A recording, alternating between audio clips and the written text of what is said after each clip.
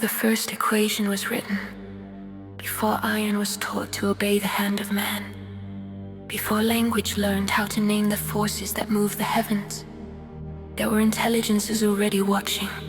They did not hide in darkness because they feared it, but because they understood it. Ancient grimoires, inked in trembling script and sealed with warnings, spoke of these beings not as monsters, but as officers, administrators of reality, engineers of law and consequence. For centuries, such texts were dismissed as superstition, symbols projected by the human mind onto an uncaring universe. The Friends and Files compendium stands in direct opposition to that belief. Within its pages, myth does not fade under scrutiny, it sharpens.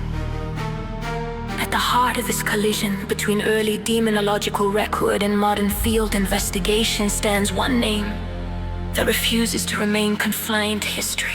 Vapula, also called Nafula, the 60th spirit of the Osgwatia, a great duke of hell, commander of 36 legions, and master of knowledge that humanity was never meant to hold without consequence. Vapula is not a demon of indulgence or rage.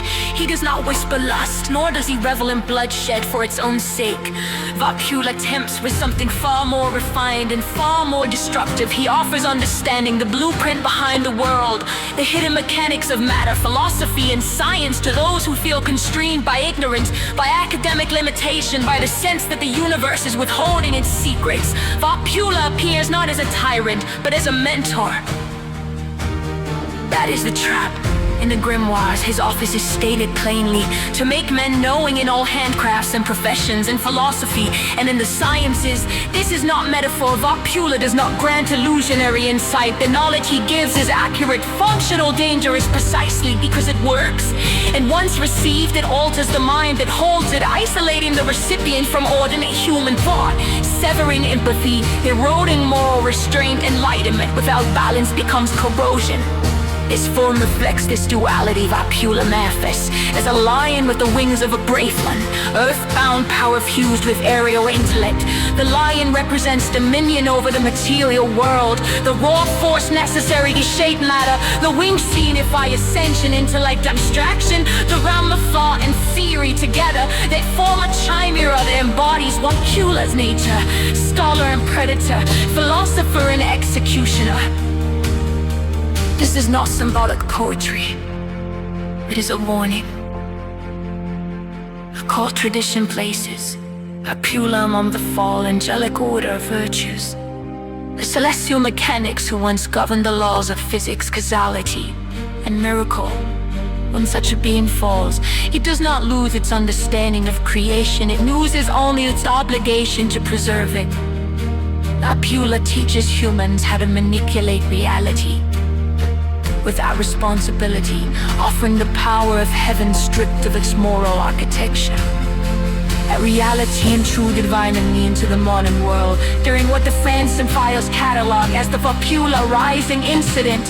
Her target was not chosen at random, a college student, immersed in academia, burdened by expectations, seeking to be fit. Vapula's co-fire with chilling precision.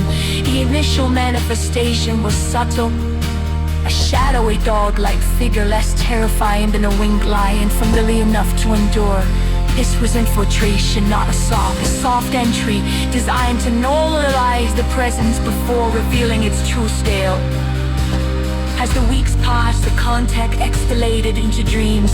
The student found themselves suspended in a void. No walls, no ground, no stars, only Vapula there. The Duke did not threaten, he negotiated. He demanded a contract. This detail is crucial. Vapula does not behave like a feral entity. He operates within hierarchy, law and transaction. He expects consent or punishment. When the student refused, the dream turned violent. A hand was forced into a glass case. Pain followed, and when the student awoke, the injury remained flesh-torn, blood real. The boundary between mind and matter had collapsed. Vapula had demonstrated dominion not just over thought, but over the physical body itself. Desperate, the student turned to a jade talisman, believed to offer spiritual protection. Vapula shattered it effortlessly, not symbolically, physically reduced to fragments. The message was unmistakable. Knowledge of matter grants control over it. Amateur wards mean nothing to a former architect of reality. The code of Francine is called in as the situation deteriorated. What followed was not a simple exorcism, it was a thermodynamic crisis. The student's body overheated, blisters formed and burst, blood surfaced through skin. Fuel and frame struggled to contain energies never meant to coexist within it. Vapula resisted violently, but the hold was broken. The entity was expelled. But absence can be just as lethal as presence.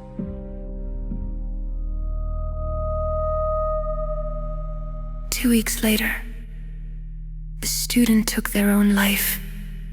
Fear played a role, but deeper still was the void left behind.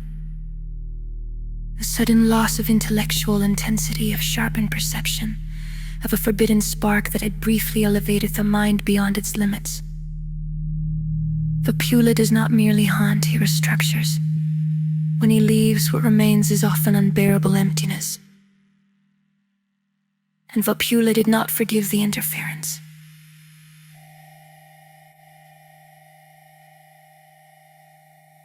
The Duke retaliated.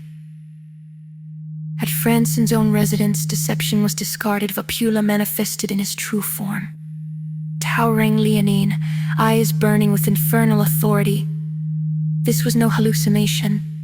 The entity exerted enough physical force to lift Francine, 6'7", 350 pounds, several feet into the air. Gravity-bent mass became irrelevant. Outmatched, Francine invoked Saint Michael the Archangel. What followed was not possession, but alignment. A brilliant light erupted. Antithetical to Vapula's frequency, strength surged beyond human capacity. Vapula screamed. The Duke was wounded, driven back, forced to retreat in fear. Even Lucifer later acknowledged the encounter, confirming Vapula's injury and terror. This alone secures Vapula's classification within the Francine Files taxonomy. The fallen and exile of heaven, a generalist strategist, a being of immense intelligence who operates through manipulation rather than chaos. He commands legions not through brute force alone, but through authority rooted in ancient rank. And his relevance is growing. As humanity accelerates toward advanced engineering, artificial intelligence, and deeper mechanistic understanding of reality, Vapula's dominion expands. He is the whisper behind an ocean without ethics. The unseen influence that urges progress at any cost.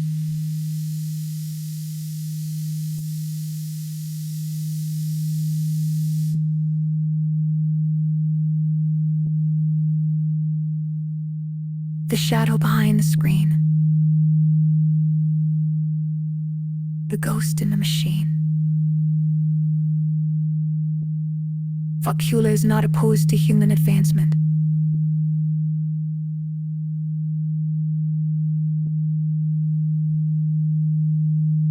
He simply demands ownership of it.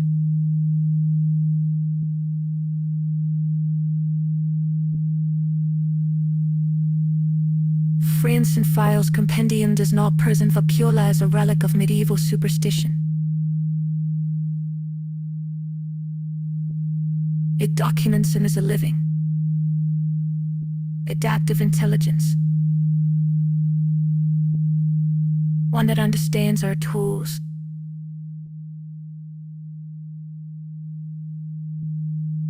our ambitions, and our weaknesses better than we do ourselves.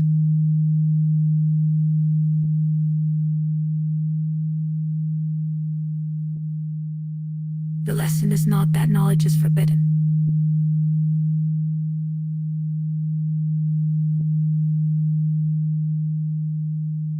It is that knowledge without wisdom becomes a contract.